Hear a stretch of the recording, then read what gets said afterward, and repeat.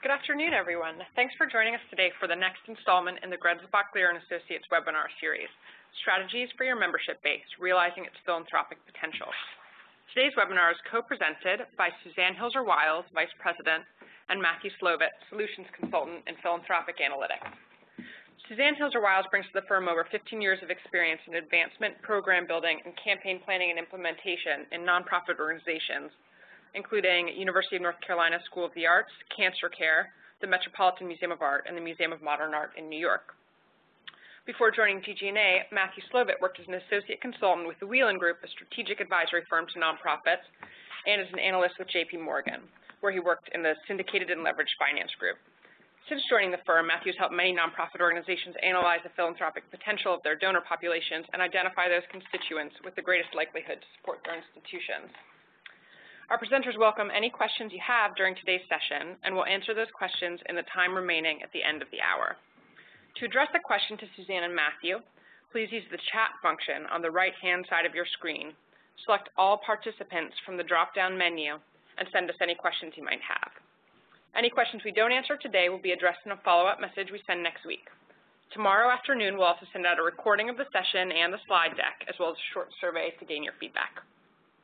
Thank you all again for joining us today, and I'll now turn it over to Suzanne to get us started. Good afternoon. Thank you, Joan, and thank you all for joining us today. We know your time is precious, and we appreciate your participation. Our first slide is the agenda. These are the topics that we will cover during the course of our time together, and we will get started right away since it took us a little while to get going. On our first slide after the agenda, you will see a self-audit. We have left you with some questions that you and your team might consider after today's presentation to better assess where you are now. The first part is are the qualitative questions. If you look at question 1, and I won't read these, I'll offer some commentary on what we're trying to get you to think about as you look at these questions. In question number 1, are you acknowledging that your members are now part of your institution's community? As you talk to them, are you just describing benefits they receive, or are you starting to talk about the impact that their support has on your institution?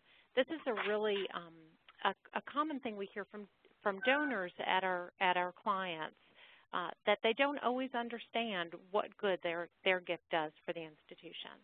With question number 2 about buying benefits versus investing at your institution, we know that at every institution, there is a point at which membership gift goes from being more about the benefits to being more about the institutional support. That's often the place where you think about your members going from regular membership to upper-level membership. Do you know where that point is for your institution so that you can start to customize your approach to those members? Our third question is about segmenting our membership base. And as you will hear, there are many ways to segment our populations, and customizing key messages will enable us to move people up the membership pyramid more quickly and more cost-effectively, and that's part of what we want you to start to think about today. And finally, are members taking advantage of their benefits? If members, particularly new members, aren't using their benefits, we know and you know that they are far less likely to see the value in renewing. So we want to be sure that people are accessing their benefits and really making the most of their membership. So again, the questions on this slide and the next slide, which Matthew will go over, are really to help you do a self-assessment after our discussion today to figure out where your institution is. Thank you, Suzanne. This is Matthew Slovett speaking. The next page has some analytical focused questions. A lot of nonprofits that we work with have a treasure chest of data in their donor management system or their membership database that's being vastly underutilized. So what we encourage clients to do, or organizations that we speak with or work with, is to really look internally first at what information that you have already and how are you effectively utilizing it. The other thing that I'd say before walking through these questions that I have on this page here is to not be overly consumed with the goal and the question of how perfect the data is. The data is never going to be perfect. It's an unrealistic goal to hold off on implementing or actioning on strategies until you realize perfection in the data You want to have accurate data that you feel confident in utilizing, but don't feel it needs to be perfect for every single constituent in your database. Use the data that you have, that you're confident with, to start informing strategic directions that you want to go in. The first question here, what information do you capture for your members and donors? When members first sign up, are you capturing age as one data point that can help in segmentation? And we'll see that a little bit later in the presentation. Are you capturing visit information? How frequently are members coming in contact with the institution? Does the data you capture differ for subsets of your constituency? Once someone becomes a donor, do you have a mechanism by which you're capturing more information? Maybe their specific interest in a certain set of programs that your institution is conducting. Do you use data in real time? We're increasingly having conversations with arts and culture organizations about capturing visit info on non-members as well as members and donors to inform communication strategies in real time. So I'll give you one very quick example. We have a theater client that identifies high-level subscribers in advance of the show that they're planning on attending and reaches out to them to offer special benefits around that show. One example being pre-ordering of beverages at intermission to avoid waiting in the line. One little example, but you in your own context can think creatively around if you had data in real time of high-level members, high-level donors coming in contact with your institution, either a performance or an exhibition, how can you more effectively craft a customized message to them to help them understand that you're consciously thinking about their interests and needs? This ties directly into 4 with how does data drive your strategic decision making. I would encourage all of you on this call at the end of this presentation to schedule a meeting internally and start to ask yourself these questions and get an understanding of the historical landscape at your institution of how effectively do you think you've used data to drive the strategies, particularly new strategies that you might implement going forward. And then most importantly, and this 5th question is often we find the most forgotten or neglected aspect of developing data-driven strategies is really having a feedback loop, both external and internal, to course correct. As you're testing new strategies, you want to make sure that you have a mechanism to be able to prove to leadership on your team as well as board members that the strategies that you're implementing are effective. So I would encourage you with both of these 2 slides at the beginning of the presentation to have these be a guide for a brainstorming session that you'd have internally with your team. With that, I'll hand it back over to Suzanne. Thank you. Our next section is called Laying the Groundwork for Cultivation, and I really want to highlight something Matthew said. You know, everything does not have to be perfect, and you don't have to have all information in order to start to lay the groundwork for turning your members into donors. And there are 2 key pieces to this. The first is communications, and the second is creating a culture of customer service. And the communications piece, I would say that renewal and welcome materials really need to tie back to your mission. What does this money accomplish for your institution? As I said, one of the most common concerns we hear from donors is, I don't know what difference my gift makes. You need to be able to tell the story of impact for all gifts, no matter the size, if you want people to feel ownership in your institution. People will give a gift out of loyalty, but they give a much larger gift when they are inspired by what's happening with that money. Also, don't forget to acknowledge the relationship you have with that individual. If they're a lapsed member, for instance, you want to make sure that you recognize that they are returning and not just new to your communication. The more you can show that they are important to you, the more important their gift will feel to them.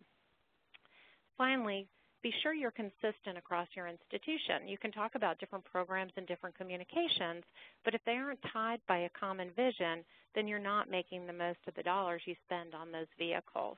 We have had clients who talk about different parts of their program in different vehicles, and that's a great way to educate people about all of the things happening at your institution. But if all of those programs don't feel tied together by one vision, then you're really missing the opportunity to reinforce the strong message of what you're accomplishing at your institution. The next slide just really talks about how and when you can communicate with members to further their investment in your institution. And I will give you an example from a major art museum with which we're working. They send an email to welcome new members for all members for whom they have a new email immediately after joining. So that happens within the first week. They follow up with a physical welcome packet in the mail that has the membership cards. And then in certain cases, they might send a customized welcome email from the head of membership to people who meet some criteria that they know closely correlate with upper-level members and donors at their institution. So we know somebody who recently joined this museum. She went on her first day, used her membership discount at the restaurant. Because there were things about the attributes of her donor profile that really fit the kind of constituent that they want to follow more closely, they sent out an email survey that they already had about their restaurant to her, asking for her opinion, saying, "We noticed that you just joined and we'd love your feedback."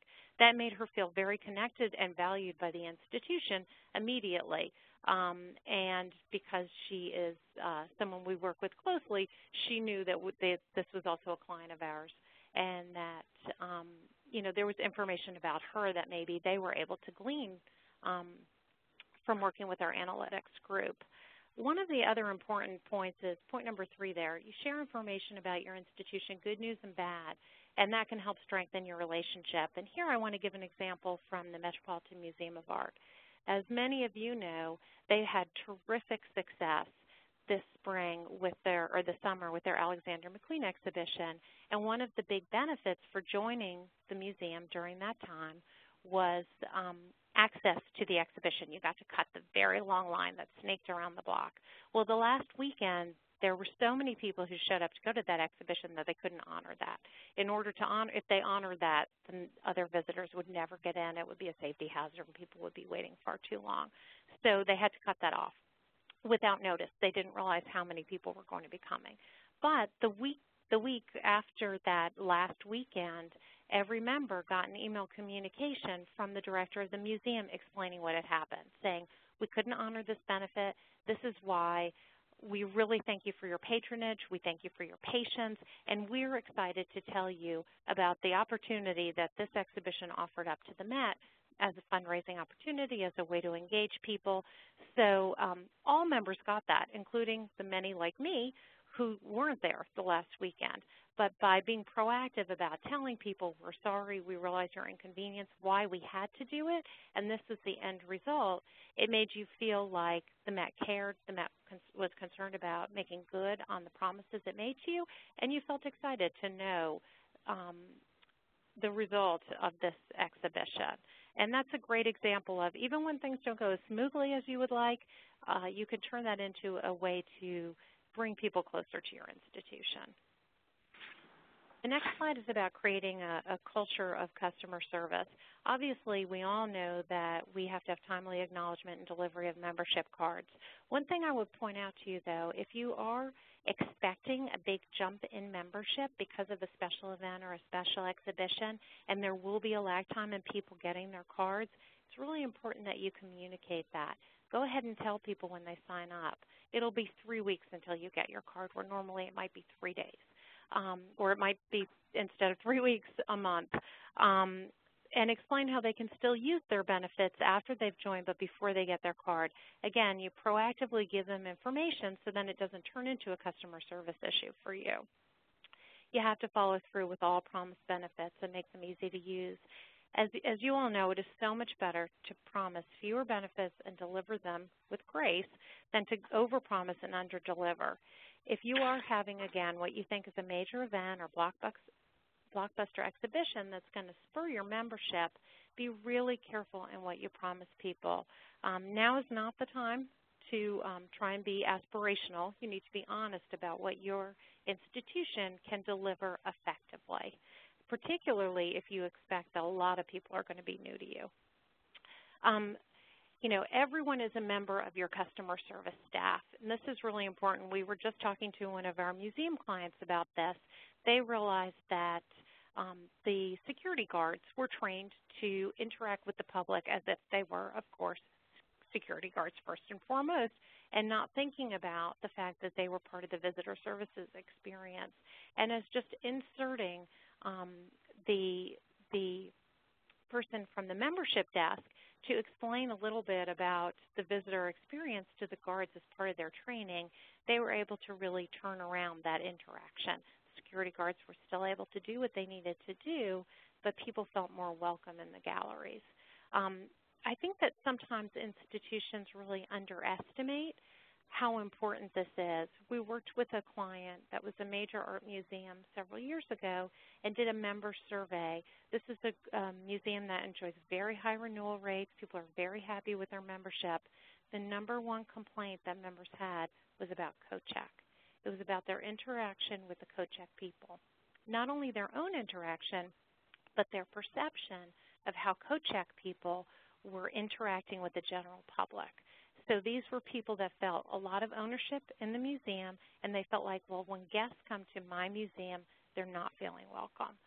In this particular institution, the museum decided to do, again, customer service training, and I think it had an enormous impact on how the public perceived their experience at the museum. It didn't really impact, in this case, membership renewals, which were also very high, and people were not going to not renew because of that, but they gave the museum really valuable information for the visitor experience.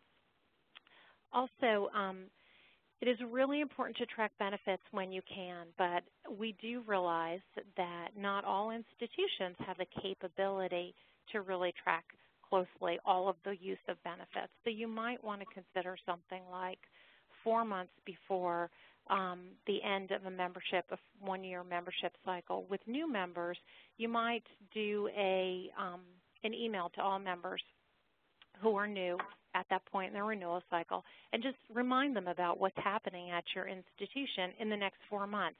Just give them reasons to come back so that you're making sure that you're doing what you can to remind them to use their benefits.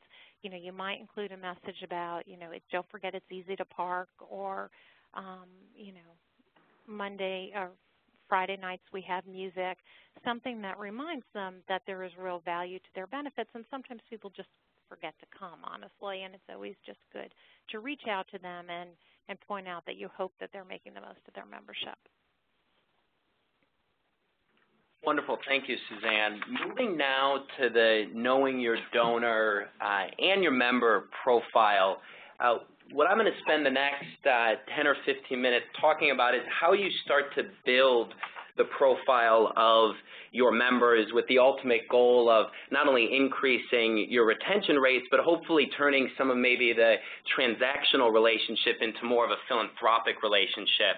And increasing the philanthropic support from your highest level members and engaging them more on the leadership, you know, potentially annual giving and feeding into the pipeline for larger donors over time. The biggest thing that we observe with clients that we work with is that oftentimes there is way too much of a uniform set of communication strategies or collateral that's going out to a very diverse set of constituents. So the first thing I'd say is understand that your constituents, your members, are not a monolithic group. Start asking the question of what motivated the visitor to come to your institution, to become a member. Suzanne used the example of the Alexander McQueen exhibition at the Met. For individuals that chose to sign up for a membership at that point in time, it was a very specific reason. They were interested in the exhibition. They wanted to skip the line. The communication with them going forward to try to retain them as members is going to be very different than someone that's living in New York, passionate about the Met, and is more generally interested in the programming and the exhibitions that they have across the encyclopedic museum that the Met is, as opposed to a very specific special exhibition. So even if you don't have a systematic way to capture what the motivations are, start asking yourself those questions as you're thinking about the communication efforts around re-engaging or further engaging your membership base. Also understand that diversity, as you identify differences among your population creates a really nice opportunity for further engagement. You have to trust and have faith in the mission of your organization that once individuals feel engaged, your programs and services are going to sell themselves. We all know that the number of times that an individual visits an institution, or the number of events or performances that an individual has the pleasure of enjoying that your institution puts on, that's a very good indicator that they're going to be further engaged either at a membership or a philanthropic level going forward. So as you understand the diversity, if it's someone that's very interested in a special exhibition, the next time your institution's putting on an exhibition of that genre, you can focus your communication efforts in a tailored manner to engage them in that very specific programmatic line. Also know that, as this has come up already a couple times in the presentation, that some members come once a year, some don't come at all, and some come once a month. Let's understand that the way in which those individuals feel about the institution is going to be very different, and the messages that resonate with them naturally is going to vary. And also the motivations and behaviors. We use the skip the line example as one motivation for a membership. The decision to become a member, maybe it's the family discount, a unique exhibition, a general passion for the institution. Let's have the intersection of understanding what the motivations are as well as the behavior over the year to come up with some customized messaging to retain them as members and then hopefully change their perception and their relationship with the institution to be more philanthropically focused. Also, engaging your constituents on their terms. This ties directly into what data you know about your members and donors and building a profile. I'll give you one very simple example from an institution that we've had the pleasure of working with. They had a special exhibition, and they realized that a lot of the individuals that became members as a result of that exhibition were individuals that fit the profile of their medium to high-level donors. The institution had conducted a robust set of donor profiles in the 6 months prior to have a good understanding of their top-tier and middle-tier membership / donor levels. And then when they looked at the new members that came on board as part of this exhibition, they realized that these were individuals that on average fit exactly the mold of those medium and high-level donors.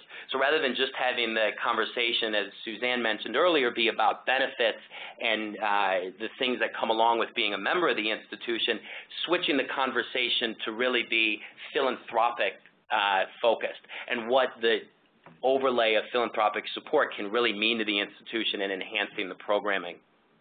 The other thing I'd say on this slide is that, whether it's a visitor, a member, or a donor, individuals want to feel that you understand them. Uniform communication doesn't give the recipient of that material the feeling that they're special. Just to use a couple examples, you don't want to treat a 65-year-old that's an empty nester the same as someone that's 35 and has 3 young children, or someone that lives in a gated community 50 miles outside a dense urban area from someone that chooses to live in maybe an equally as affluent area but in a denser environment. On average, it typically says something about individuals that choose to live in those sorts of areas. So once you know the general profiles or set of profiles of large swaths of your constituency, you're now in a position to develop these customized messages.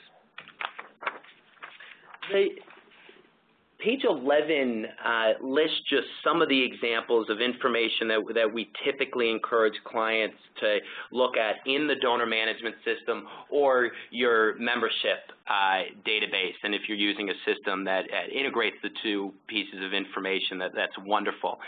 This is not an exhaustive list. Visits aren't on here, but these are the ones that we most commonly find are informative to start building a basic understanding of individuals. Giving history, most institutions have a very good understanding of giving history and membership level history. Also understanding the geographic distribution, particularly if you're in an urban environment, What percentage of your members are in a 5, 10-mile radius of the institution? Pick the appropriate distance in your environment versus individuals that are 15, 20 miles and plus out, and do the profiles and the makeup of individuals in those different geographic areas differ? And if they differ, what does that tell us about potentially their motivations to being a member?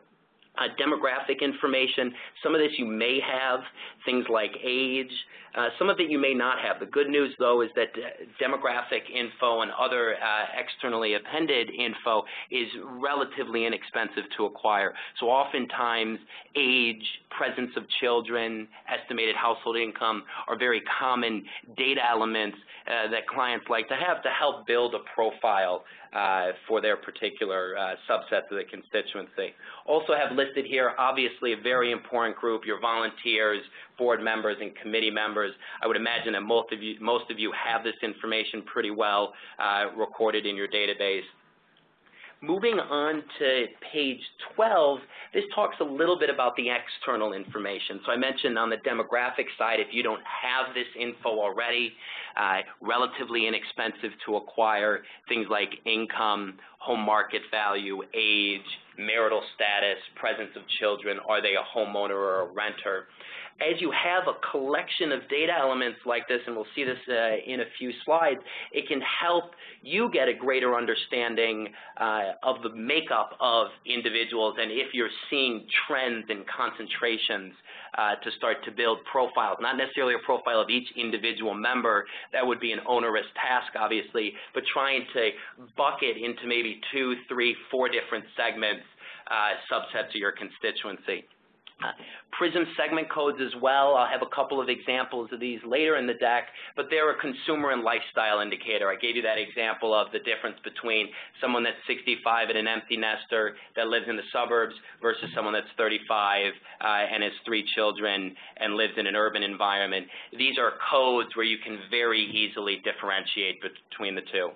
And then for some of you, I'd encourage you to think outside of the box as well of what information may be useful for you to have a sense of whether the member or the donor exhibits that characteristic to then communicate with that larger group in your database, or even for member acquisition as you're trying to communicate with the general population that may not yet be members or even visitors to an extent. I had a client recently, religious affiliation was an important indicator on the higher end of the philanthropic spectrum. Maybe hobbies, is someone particularly interested in reading about international affairs. There's really a myriad of data elements that you can acquire and start to think creatively internally, and then you can engage a variety of firms to help you through that process as well, where you think a data enhancement might inform your strategies. On page 13, I've just shown you an illustrative example of what a profile might look like. This is a top-tier membership level at a leading national museum. You'll notice that the map is of the LA area. It's not a leading national museum in LA. We've combined the map and the profile here to blind this a bit, but it still gives you a flavor of what we mean by a profile. What's the average age? What's the gender mix? Is there a particular ethnic, racial, or religious concentration, affluence, or education degree? You can see this top-tier membership level is pretty stereotypically affluent. And on the older end, and tilts female as well. One thing I would say, though, that this slide doesn't effectively communicate, but we see it a lot with clients that look at the distribution, let's say, for example, of household income across their whole entire membership base. One of the things that they find, which surprises them, is that they're more diverse than perceived in the community. And that can be a great data point, irrefutable distribution of, let's say, middle or upper low income individuals that are actually general members of your institution, and you can use that to inform a case for support to corporations or foundations. So this is not just a way to identify the cream of the crop from an affluent standpoint, I would encourage you to think creatively about what would it mean to have an understanding of the income profile of your entire constituency as you're crafting messages to the community at large, and then potentially, corporate foundation or government grants that may be available to your institution that want to see that you're serving a diverse population and not just the haves of the community. And conversely, I would add there that with this particular profile, it led us into a discussion of, this is an institution that's done a lot of outreach to other communities.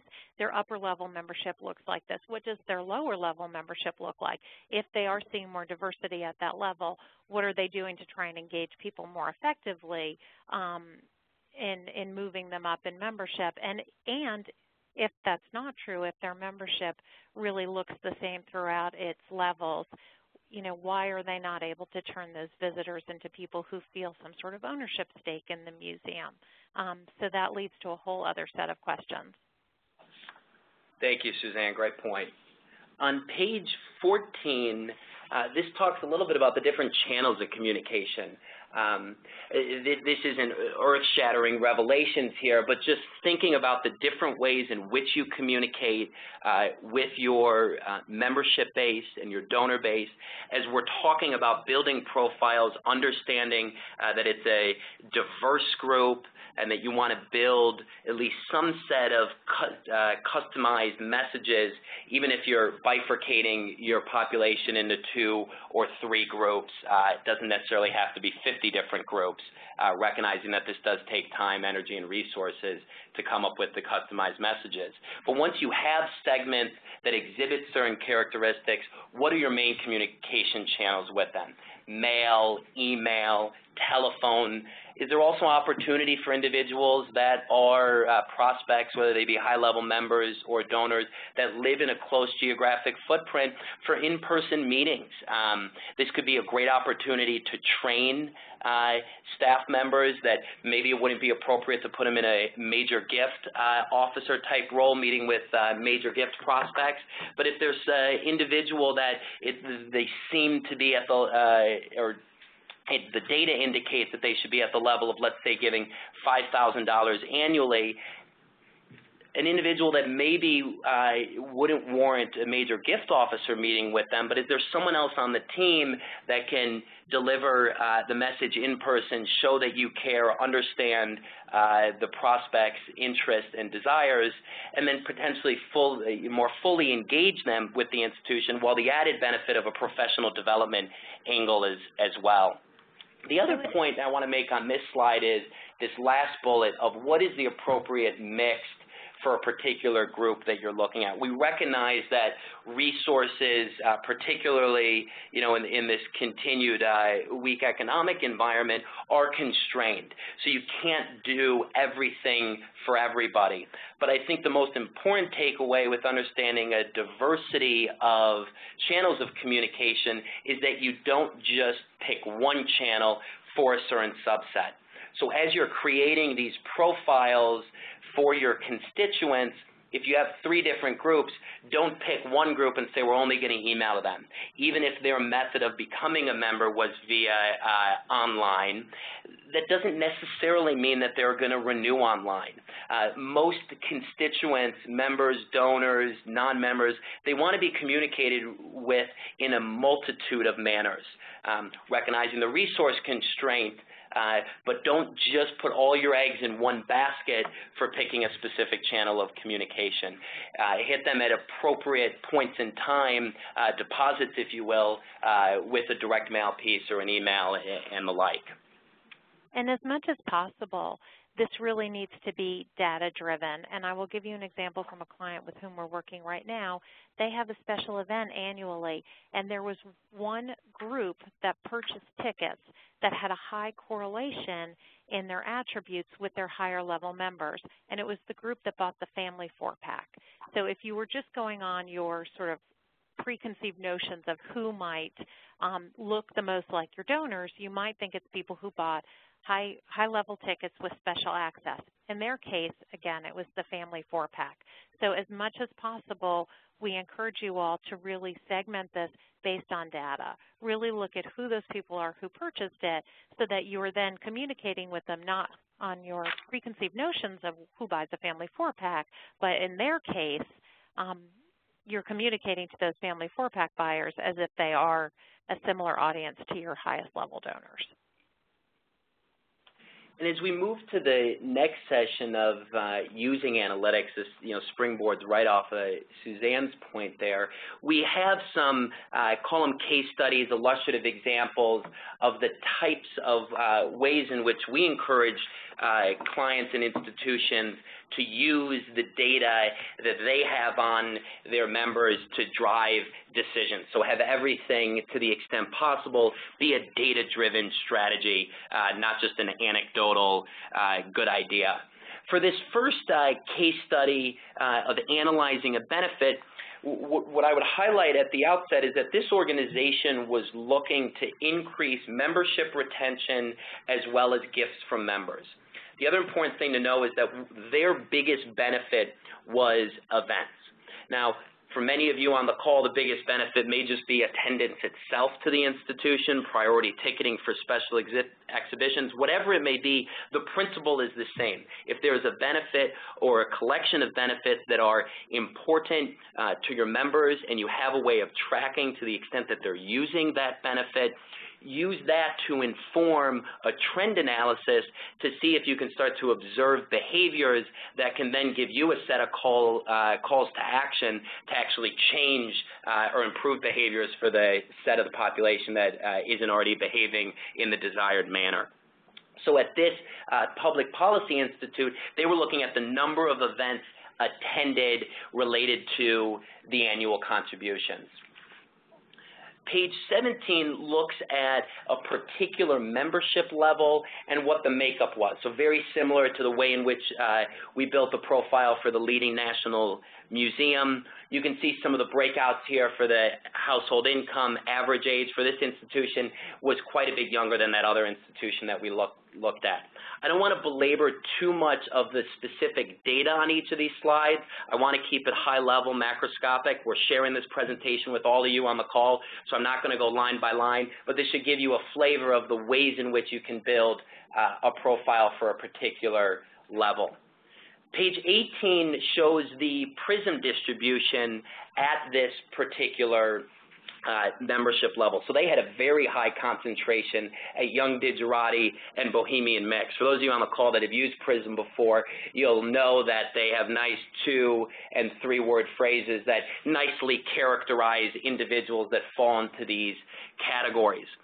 One thing I would say here as a tangent but related, and it'll get all of your, hopefully your wheels turning of ways in which you can creatively utilize PRISM segments, is that the ways in which organizations outside of the social sector or the nonprofit space use PRISM codes. I'll give you one very basic example. You go to the airport and you're looking to check in at that kiosk, and it prompts you, do you want an upgrade? One of the ways in which they decide what your upgrade dollar amount should be, whether it's $25 or $150, is what PRISM segment you fall into. It's not the sole indicator, but it's one of the bigger indicators.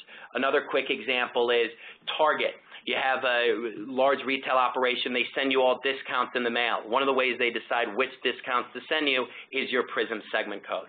So hopefully that can get you to start to think creatively about the ways in which you can more actively communicate in a tailored manner to, as we've said, subsets of your constituency. Page 19 shows a particular distribution at this institution. The column that I would call your attention to, without getting too attached to this illustrative data specifically, is here we were looking at the donor penetration relative to these different PRISM segments. If you exhibit very different behaviors from a donor penetration standpoint, so how many members are actually making gifts over and above their dues, with a finite set of resources, let's focus efforts on those that are actually contributing and have a philanthropic engagement with the institution at a higher level. And then page 20 and 21 are examples of two of the most affluent segments. These are segments that we found are pretty strongly correlated to philanthropic behavior. You can get a flavor with the types of information that's provided in these PRISM segment codes. I should say PRISM segment codes in the U.S. are provided by Claritas, which is a subsidiary of Nielsen, the television ratings company. And they're one of the leading firms in this household segmentation data. So 20 has upper crust, which is those suburban communities that I was mentioning, and then young digerati, the wealthy younger families that typically live in more of an urban environment. Page 22 and 23, the next slide, look at the number of events attended at particular membership levels. And page 22 looks at the number of events prior to becoming a member. So we can see a very clear correlation between the number of events and the higher membership level. So the leadership group, on average, it was 8.5 events. They love the events, they love the institution, then they make a decision to become a member. Well, to the extent that you're tracking event participation in this example, have a tipping point trigger in your system. An individual comes to 3 or more events, have them receive some sort of communication at the general membership level. If you have socioeconomic indicators that say that they're on the higher end of the income scale, maybe after they visit their 5th or 6th time, you're communicating with them more at the higher membership level. So this was a very natural set of conclusions, with more visits equaled a greater likelihood that they were going to become a member at a higher level. And then page 23, again, shows a very strong positive correlation between the philanthropic contributions, so this is excluding the membership level, the philanthropic gifts from individuals that attended events. We see the on the x-axis, the bottom row there, the number of event ranges that we chose in this illustration. The one thing I would highlight is that 40 plus, you'll see this precipitous drop-off. Reason there's this drop-off is you have a group that just loves to go to events, is totally thinking about this as a transactional relationship. They're the coupon individuals. They like a discount. They have no interest in having a philanthropic relationship with the institution. They just think they put on great programs and they're getting it for a steal. So now we're going to look at how you can use segmentation to make decisions about your budget and your planning for your time over the course of the year. This first slide is taken from one of our clients, an urban botanical garden, and this is a really interesting slide because it tells you something very important here. If you look at columns 3 and 4, percentage of garden constituents, and then the GG&A benchmark. So we looked at the percentage of their donors and members who come from each of these income groups compared to a benchmark of institutions that we identified with the organization as being similar to them in terms of the kinds of people who would support them.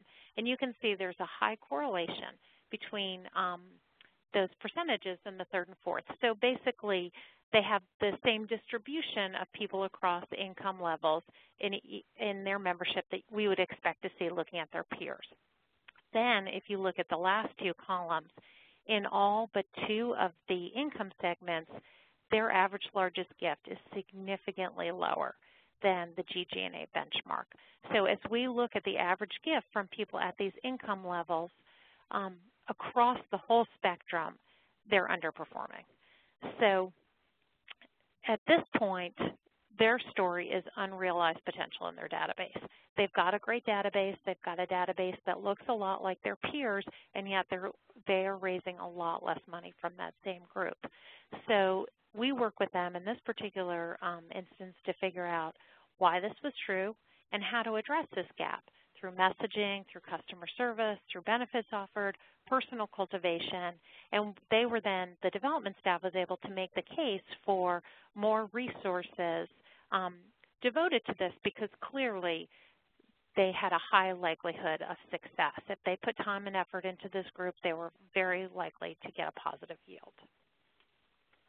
The next slide, we like to call this slide pipeline, because if you will look, cultural institutions are often very concerned about the age of their constituents. And in blue, you see this particular garden's constituents. So they had a concern that their members and donors were aging, and that was incredibly true.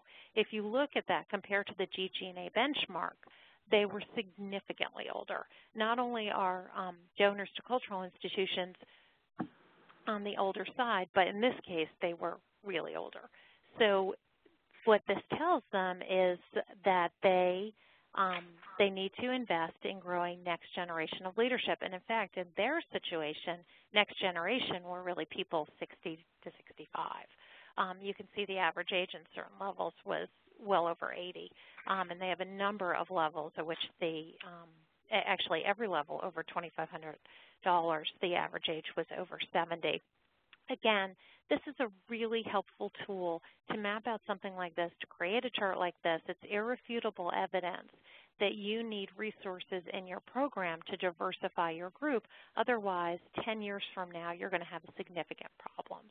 This is where people often have the impression that something is going on in their program, but anecdotal evidence can actually hurt you. In this case, if you have a group of very engaged donors who are in their 60s, you may worry that your audience is graying, but if people can point to these, the sort of known universe of people who are in front of them more often, they may not believe it's a concern. This chart shows without a shadow of a doubt that this is a concern for this institution. And what I would just briefly add to what Suzanne said is, some of these slides, this can be a scary slide. There is going to be a drop-off significantly with the major donors. Unfortunately, these people are not going to live forever, but it can also be an opportunistic call to action for the institution. Let's focus efforts on that medium age population to really ensure that they feel fully engaged and close to the institution, so they're going to be the major donors of 5, 10, 15 years down the road. So don't just throw up your hands and say, oh my gosh, we are really in a bind because all of our major donors are 75 years or older. Having this data can really inform a nice roadmap of focusing efforts on that 50 to 60-year-old population as an example.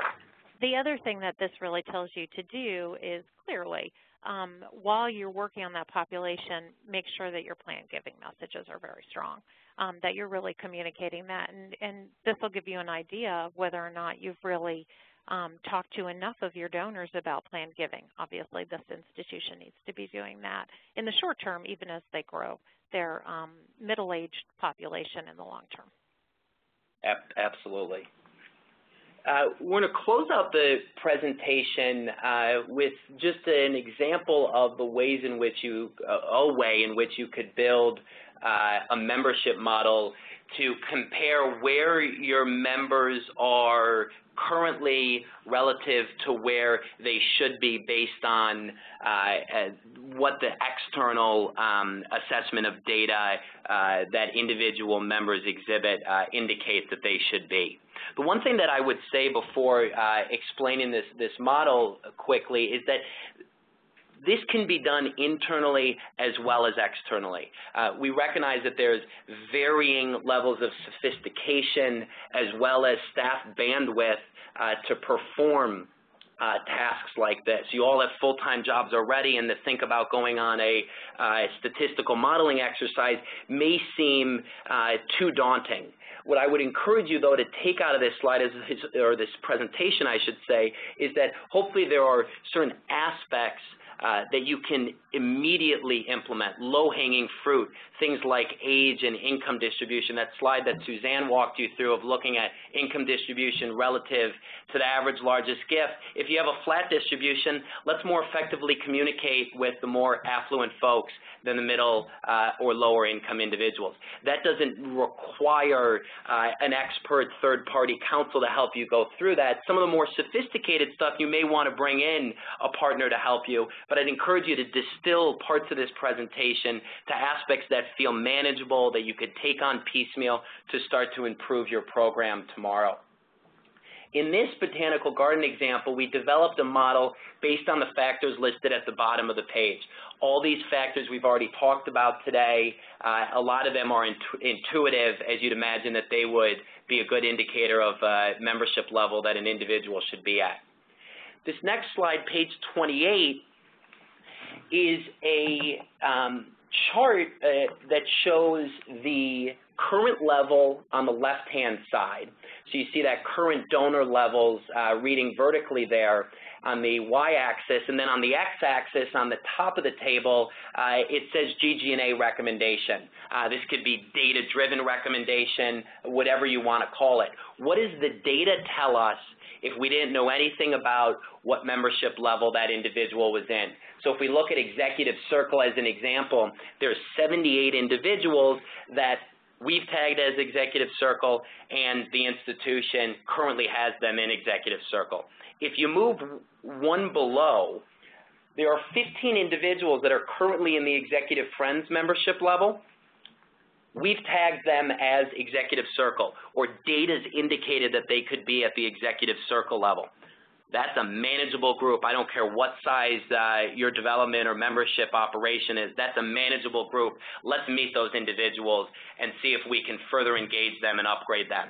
All of the light green numbers, those are all the upgrade potentials. The beige in the upper right-hand corner, these are the individuals that we love. They're giving more than the data indicates.